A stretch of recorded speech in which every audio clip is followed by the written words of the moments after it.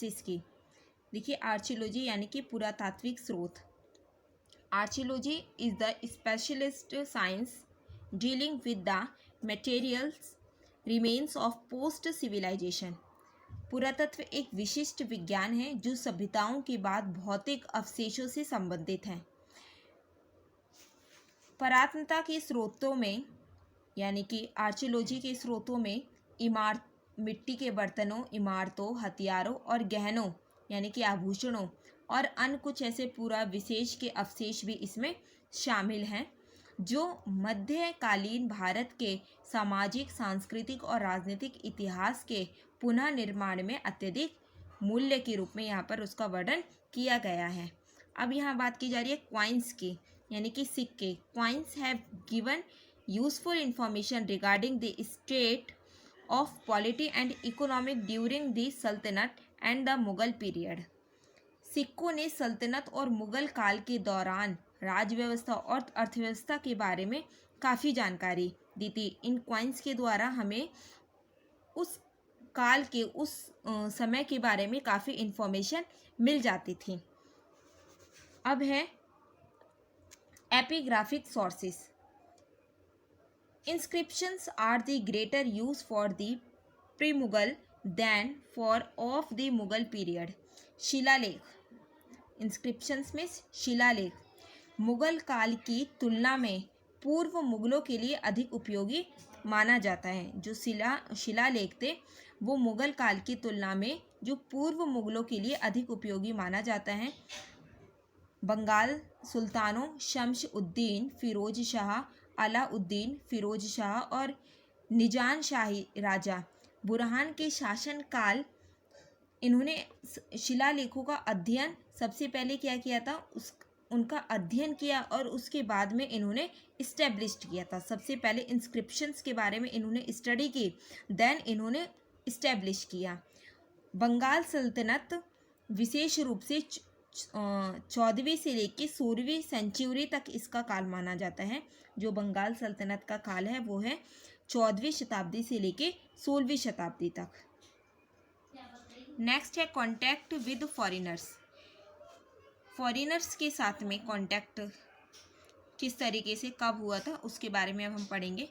During 700 and 1750 AD यानी कि 700 और 1750 ईस्वी के दौरान अरब, तुर्क, मंगोल, चीनी और यूरोपियों जैसे कई लोग उपमहाद्वीप में आए जो अपने धन से अट्रैक्ट हुए थे। किसके द्वारा हुए थे ये?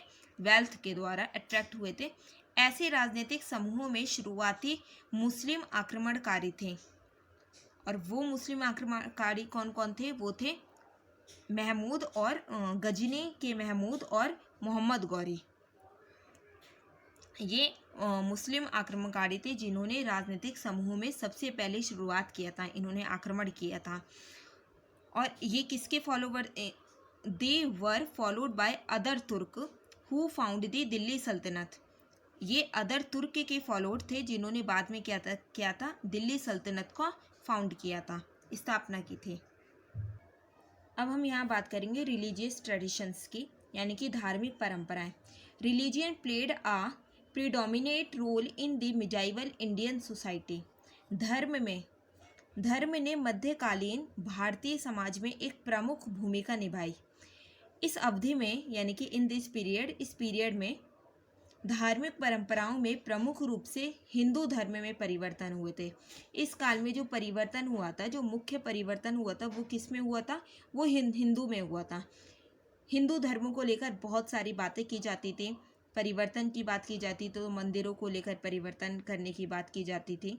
तो इस काल में ये इसकी मुख्य विशेषता भी है।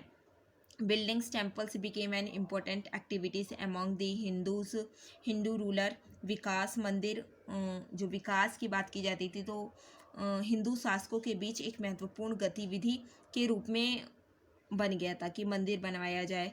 ये इसकी इम्पोर्टेंट एक्टिविटी थी, हिंदू रूलर्स के द्वारा चलाई गई थी। The rulers also patronised land ब्राह्मण and granted them tax free land. शासकों ने क्या किया था, जो उस टाइम के शासक थे, रूलर्स थे, शासकों ने ब्राह्मणों को संरक्षण दिया, उनका संरक्षण किया और उन्हें क्या किया, उन्हें टैक्स फ्री लैंड यानी कि टैक्स फ्री भूमि उनको दे दी। अब जो ब्राह्मण थे, जब उनको टैक्स फ्री भूमि मिली तब वो क्या बन गए, वो अमीर बन गए। और उन्होंने क्या किया, जब वो अमीर और शक्तिशाली बन गए तो उन्होंने अपनी शक्ति का प्रयोग कास्ट के नियमों यानी कि कास्ट रूल्स और रिलीजियस यानी कि धार्मिक मानदंडों को बहुत ज़्यादा रिगिड बना दिया, बहुत ज़्यादा कठोर बना दिया। उन्होंने अपनी शक्तियों का प्रयोग क्या किया, गलत उन्होंने उसका यूज़ किया। और भक्ति आंदोलन जो था, इस काल में भक्ति आंदोलन ने समाज के सभी वर्गों के लोगों को आकर्षित किया था। ये इस काल की मुख्य विशेषता थी। और इस काल में एक नया धर्म भी सामने आया था। This was also the period when a new religion, वो कौन सा था, उसको हम इस्लाम कहते हैं।